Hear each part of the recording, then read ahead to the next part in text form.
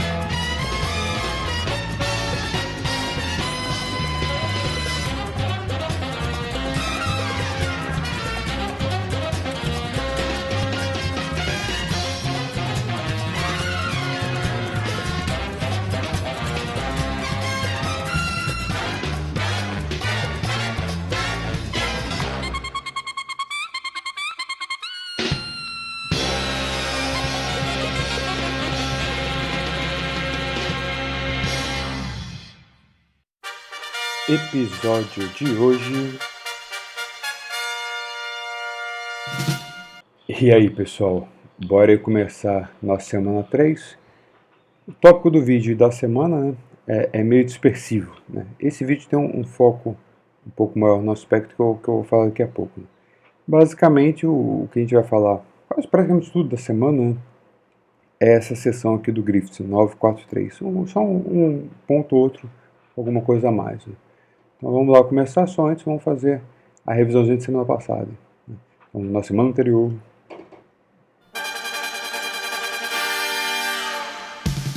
Então, o que foi? O que a gente viu?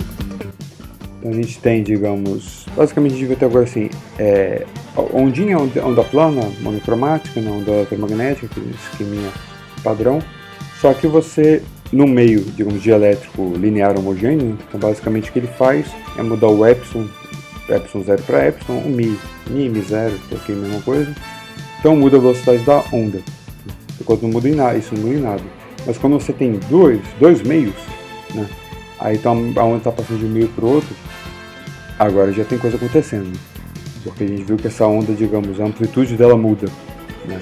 Então, digamos, a parte que volta tem uma amplitude diferente da que entrou, né? E a parte que passou diferente da que entrou. Então essa aqui é a amplitude da onda incidente, da refletida, da transmitida. Tem esse coeficiente de Fresnel, né? É pior que você pode levar tudo complexo, então esse cara pode ter uma fase, então isso diz até a defasagem. A onda que bate e volta pode voltar defasada, que passa pode ser defasado. E quando você tem uma situação de reflexão total, quer dizer, eles obedecem o ângulo de que passa e que volta, não obedecem desde ótica geométrica, né? Mas o que numa situação de reflexão total pode acontecer do outro meio, ele está sanduichado, né? Então a gente viu que pode eventualmente passar, mesmo com reflexão total, passar para outro meio, né? Tipo um tunelamento, né? Obedecendo isso daqui. E foi isso. Agora, nessa nossa semana, né? Então a gente vai ver nesse vídeo, né? Eu vou falar um pouquinho do índice de refração, né? Dentro, digamos, num modelinho, né? Que vai ser o nosso modelinho aqui do meio dispersivo. Vai ser um modelo de oscilador forçado. O que eu quero dizer assim, a questão é que você tem a onda vem, vamos supor que a onda vem do vácuo, né? Vem no vácuo e ela chega no meio, né? O que significa o meio? O meio significa que tem matéria ali, né? Então você tem átomos, né? Então você tem que criar um modelo para essa onda eletromagnética interagir com os átomos. Então isso que vai criar o N0, né? Isso que vai mudar o epsilon, né? Então, digamos assim, isso que vai criar um campo de polarização ali, né? Isso que a gente vai discutir, né? E daí a gente vai ter um resultado desse modelo, né, para esse índice de refração, e aí a gente vai ver que ele vai começar a depender da frequência, né? Então isso vai mudar. Então não é todo mundo, o ângulo, né, tipo simplesmente, digamos, lei de Snell funciona para o N, mas o N não é uma característica simplesmente do meio, né? O N é uma característica do meio e da onda que você incide no meio, né? Então para cada onda, cada frequência, o índice de refração é diferente, né? Então a gente vai derivar uma fórmula para isso, que se chama fórmula de Cauchy. Bora lá, a gente vai entender. Então vamos começar. Então o índice de refração a gente definiu como índice de refração, basicamente seria a razão da velocidade da luz do vácuo pela velocidade da luz no meio. Né?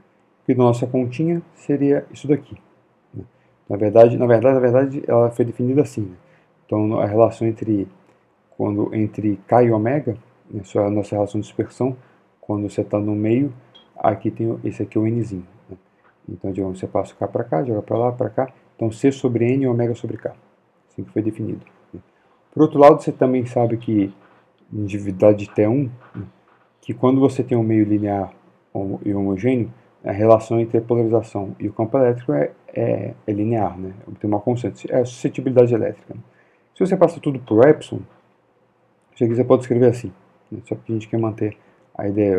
Na verdade, que a gente quer calcular isso, porque isso daqui tem relação com a velocidade a razão da velocidade da luz isso aqui é c quadrado sobre v quadrado, né? Velocidade da luz no vácuo e velocidade da luz no meio, porque o μ e μ0 considero que são iguais. Né? Então esse cara daqui a gente vai precisar de um modelo para calcular isso. Né? E dessa definição aqui, né, na verdade, a gente derivou a lei de Snell, por exemplo. Então a lei de Snell, tudo bem, tem a lei da reflexão, né, mas a lei de Snell que é mais legal, né, que é do meio 1 para o 2, né, então esse cara entra com o ângulo θ1, ele passa para lá, o que passa, né, passa com o ângulo θ2, dado por isso. Né, esse N1 é esse daqui para o meio 1, e esse N2 é esse aqui para o meio 2. Né. Mas repara que aqui, né, essa relação N1 e N2, do jeito que a gente discutiu lá, eles seriam a propriedade do meio, né, não da frequência. Então toda onda, independente da frequência, você jogou aqui, com um ângulo, ela vai passar para lá com esse ângulo θ2, né, seguindo Snell para o N1 e N2, características dos meios. Né. Só que isso aqui não é verdade. Né. Por exemplo, você tem a ideia de um prisma. Né. A ideia de um prisma, se você tem aqui uma superposição por aqui de ondas, né, então digamos uma onda branca, para dizer assim, você tem aqui várias frequências diferentes, né, nessa onda. Quando ela bate aqui, cada frequência ela quebra o ângulo do θ2 aqui, o θ1 é mesmo para todo mundo, mas o θ2 é diferente. Então, na verdade, o N2 é diferente aqui. Vamos supor que aqui é vácuo, né? Então o N1 que seria 1, é vácuo. Então o N2 ele depende da frequência da onda que você mandou. Então essa daqui é uma característica que não está, porque a gente não estudou isso. Como é que isso pode aparecer? E repara que essa figura está certa, né? No sentido que se você traça aqui a perpendicular, né, esse é o ângulo aqui, o θ2. Né? Repara que o ângulo θ2 é menor, aqui violeta, azul e tal, né? E ele é mais aberto para o vermelho. Né? Então repara que com maior frequência, né, mais perto do azul e violeta, maior frequência, menor é o θ2. Né? Diminuindo a frequência, esse ângulo vai abrindo. Né? Para o mesmo θ1. Então o N2 é a função da frequência que obedece a essa relação. Bom, a gente vai terminar esse vídeo para isso, né? Chega num resultado, digamos, fenomenológico, mais ou menos assim, baseado no modelo, que dá exatamente esse tipo de resultado, né? Que é aquela formulinha de Cauchy que está lá nos tópicos. Então, lá, qual o modelo? O modelo é esse daqui, né? Digamos, meio vibrante. Né?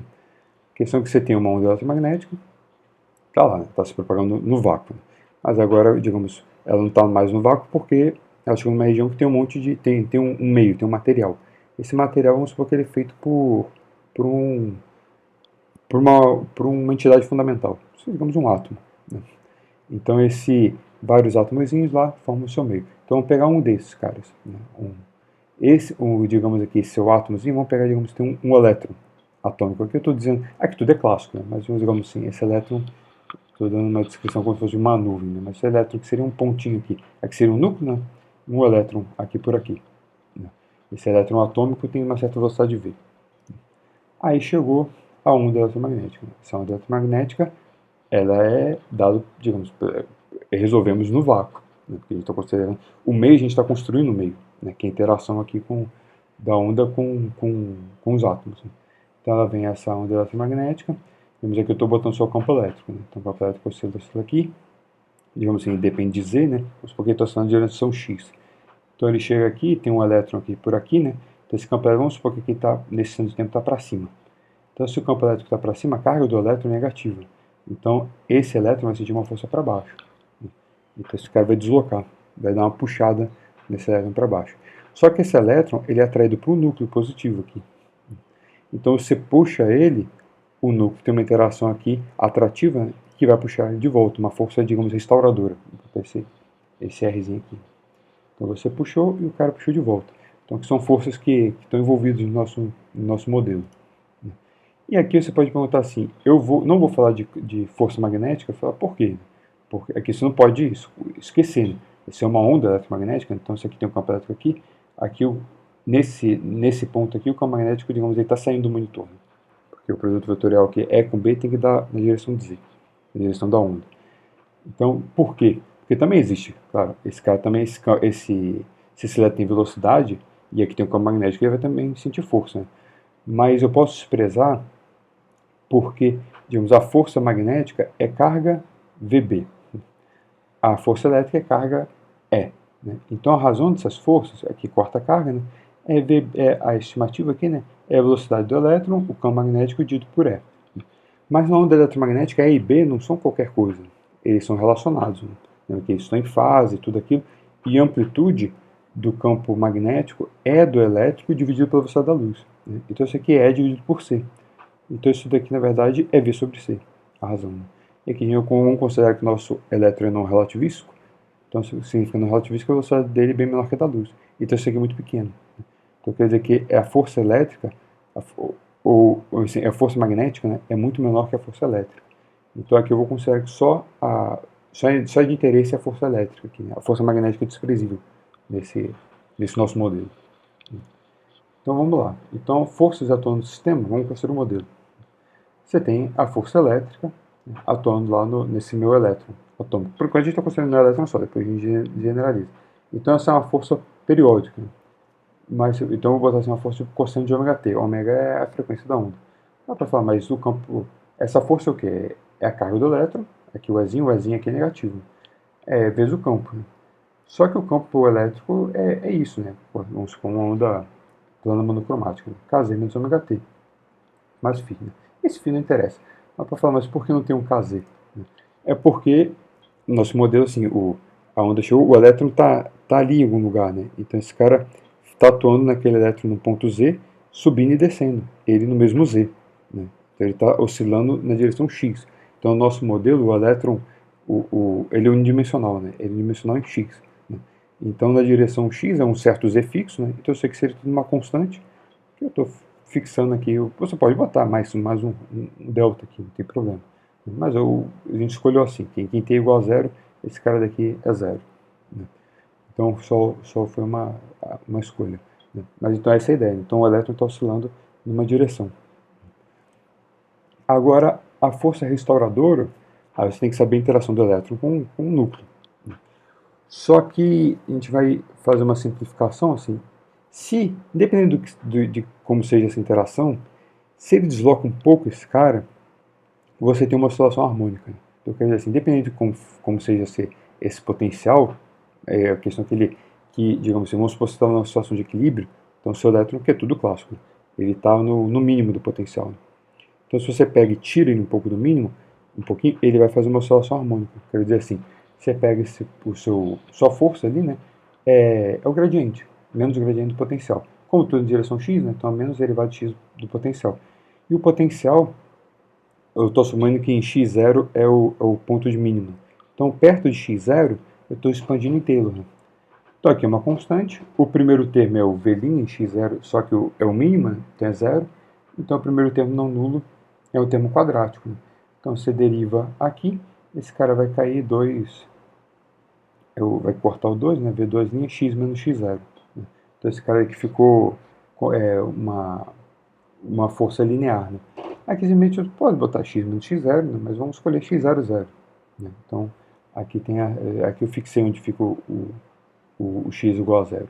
Mas isso aqui não muda em nada. Então aqui você tem um oscilador. Então eu quero dizer assim, eu estou trocando, é como se a onda puxa esse cara um pouquinho, é como se o meu modelo, né, o elétron está preso no núcleo por uma mola. Né? Então você puxa um pouco, a mola puxa esse cara de volta, ele fica oscilando. Né? E aqui eu defini aqui seria um K, né, a constante da mola, que eu estou chamando de M, aqui está errado, né? Tem que ser M ômega 0 quadrado. Aqui tem que ser um quadrado. E aqui, então, mas aqui tem ainda uma terceira força. Então o campo externo pega só mola, né?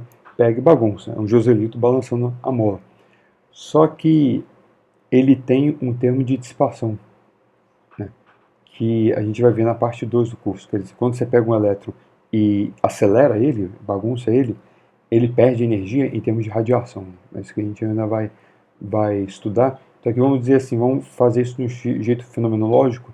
Seria tipo um modelo de... Na verdade aqui é meio que um modelo de Drude, né? Se você tira esse termo de oscilação, é exatamente o modelo de Drude. Você tem um campo externo e esse elétron se mexe, né, e dissipa. Né?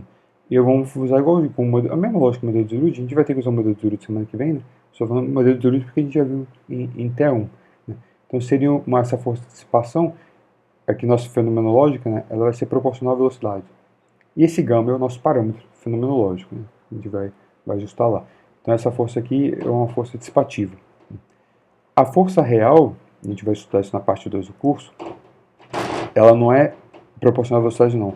Ela é proporcional à derivada da aceleração. Então ela é proporcional à segunda derivada de velocidade. Né? Mas funciona aqui pra gente. Funciona por quê? Eu até fazia assim, mas gerou confusão. Eu depois desisti. Porque esse cara daqui é uma força oscilatória. Então o cara mete a mão na mola e oscila. Né? Então a mola vai oscilar na frequência da força externa. Faço aqui. Então quer dizer assim, sua solução vai ser digamos, um cosseno de ômega t. Né? Então a velocidade vai ser tipo um seno de ômega t. Né? Aí aqui é menos seno de ômega t essa força. Mas a força real é essa. Mas repara que você pega então esse seno de ômega t, deriva duas vezes, ele vai ficar menos seno de ômega t. Né? O seno vira cosseno, cosseno menos seno. Então, esse cara com sinal de mais v dois pontos, fora... Eita, barulho de vento. Fora a constante de proporcionalidade, né, ele é menos o v. Né? Então, aqui como funciona? Esse modelo ele dá um resultado ok, né, digamos por coincidência. Mas o resultado correto seria esse daqui. Então, vamos lá. O modelo está aqui. Né? Então, Newton. Né? Massa de aceleração, problema dimensional, né? Você tem a força externa, a força oscilatória, né? Aqui eu escrevi errado, x quadrado, potencial é quadrado, né? Aqui o quadrado é um jeito, o ômega zero agora eu botei o quadrado da certo, aqui é x, né? Não é quadrado. E a força dissipativa, vamos só dar uma, aqui já está tudo certo, só dividido pela massa e joguei esse cara para o lado de cá, então ficou assim, né? Esse cara vai para cá, esse cara vai para lá, aqui é a força externa. Beleza. Então isso aqui é o quê? Um oscilador amortecido forçado. Né? Então você tem essa EDO, né, que a gente já estudou no final, último vídeo eu acho, né, de T1. Um barulho forte é a janela balançando para o vento. Que a gente estudou em T1 no outro contexto. Né? Era um circuito RLC com uma fonte alternada. Né? Aqui seria a fonte alternada, aqui é a resistência, né? O L e o C. Né? Isso.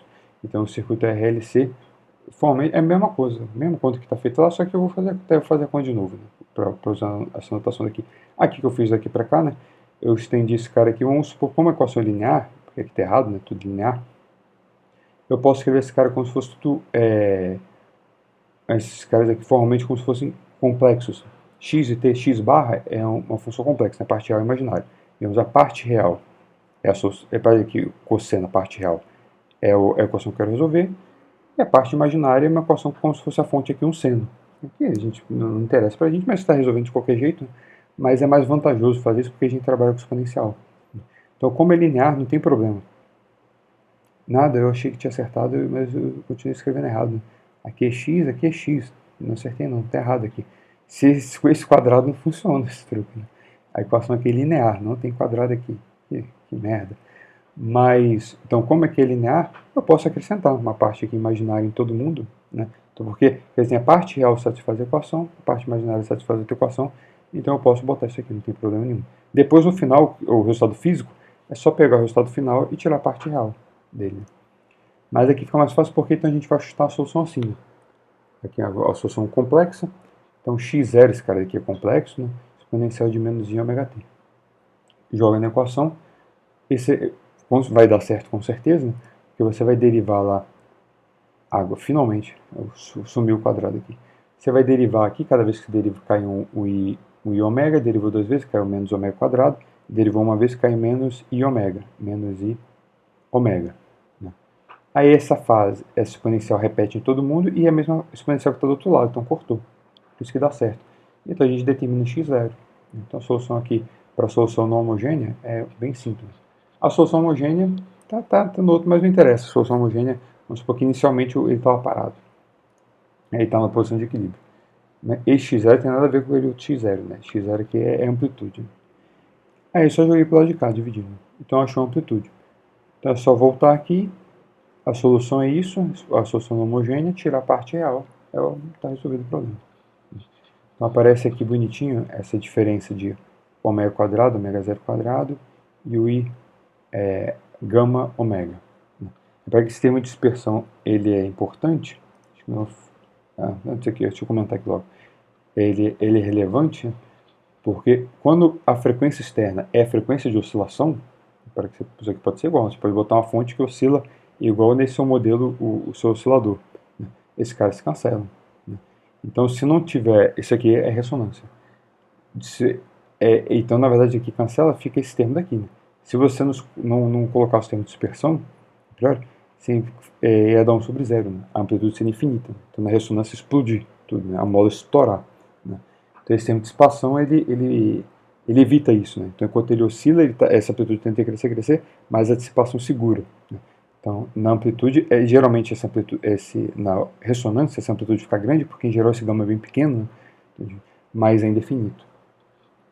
Mas para a gente ter a solução, aqui, isso aqui nem vou usar muito, mas você tem que separar a parte real e imaginária. Então, o jeito aqui, como aqui o i está dividindo, você multiplica e divide pelo conjugado desse cara.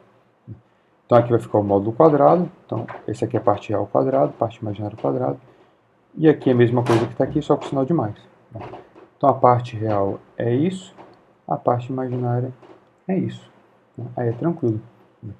Então, o cara como um todo, voltando só aqui. Então, na verdade, você tem que voltar aqui e abrir. Né? Aqui tem cosseno mais e seno, né? Digamos, multiplicar. Então, digamos, essa parte real com cosseno e esse cara daqui com i vezes o seno ali, que também tem i, vai dar a parte real do x0, do x. Deixa eu ver isso daqui. Já o resto que tem i vai dar a parte imaginária, beleza. Então vai dar uma parte real e uma parte imaginária. Então, assim, você pode escrever isso como em polares, né? Módulo e fase. Onde esse módulo é isso aqui, raiz x quadrado mais y quadrado. E essa fase, a tangente dela, é só abrir aqui, né? Esse cara daqui é cosseno de delta mais i seno delta. Então, o x é módulo de z cosseno delta e o y é módulo de z seno delta. Então, y dividido por x é tangente de delta. Então, tangente de delta é y sobre x. A parte imaginária é a parte real. Lembrando que, então, voltando lá para o nosso x0, né, é só fazer a continha lá da parte do x0. Escrever ele assim, mais fácil, né, antes de jogar lá. Né. Então, é só pegar e fazer aquela continha. Esse aqui vai ser o módulo e essa daqui é a fase, parte real e imaginária. Beleza. Então, o x, na verdade, lá, deixa eu voltar, não escrevi, né? Mas o x lá, então, vai ser isso, exponencial desse delta, menos i ômega t. Aí, se você pegar a parte real para saber o x, né? Então, é essa amplitude, cosseno como ela é menos ômega t, então é cosseno de ômega t menos esse delta. Essa é a solução não homogênea do problema. E aqui, essa é a amplitude de verdade. É para quando você, mas aqui está a ressonância. Né? Quando esses caras são iguais, então aqui divide por gama. Né? Em geral, esse gama é meio pequeno, então longe da ressonância, quando esse aqui, né, perde zero, geralmente você pode desprezar esse cara. Mas beleza, a gente vai falar disso. Então agora, o modelo em si, voltando lá para o nosso modelo, então a gente já sabe a solução, né? Como esse cara oscila. Né? Então esse elétron vai oscilar. Vamos considerar que o núcleo está paradão, o núcleo é pesadão, e vamos calcular o momento de polo desse sistema. O momento de polo, então, aqui você tem uma carga Q, uma carga Q na origem e uma carga menos Q, né, que é o E, aqui. Meu Deus. Então vai ser um delta de Dirac aqui e um delta de Dirac aqui. Então o delta de Dirac aqui, vamos botar a origem do sistema aqui, na origem aqui do cara. Então aqui vai dar em zero, não deu nada. Então o momento dipolo é simplesmente a carga aqui do elétron vezes essa distância. Essa distância aqui é o nosso x. Foi isso aqui que foi feito. Então o momento dipolo é simplesmente a carga aqui do elétron, a carga aqui do elétron aqui é negativa. E o x na direção x. E aqui é importante que, repare que esse dipolo, a definição do momento dipolo, né, ele sai do negativo para o positivo. Então ele aponta aqui para baixo. Então, na verdade, ele, como esse cara é negativo, que está no lugar certo, né? Ele está apontando para o lado aqui para baixo. Né? E deixa eu ver mais o que aqui. Beleza.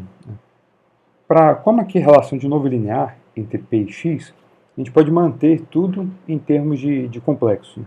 Porque a parte física mesmo, P é a parte real, e eu acrescentei a parte imaginária dos dois lados. Então a parte real é igual a parte real, a parte imaginária é a parte imaginária. Mas isso ajuda. Então esse P barra é um P imaginário, que é o X barra aqui imaginário. Então voltando lá, estou escrevendo aqui que é o X barra imaginário, tudo assim.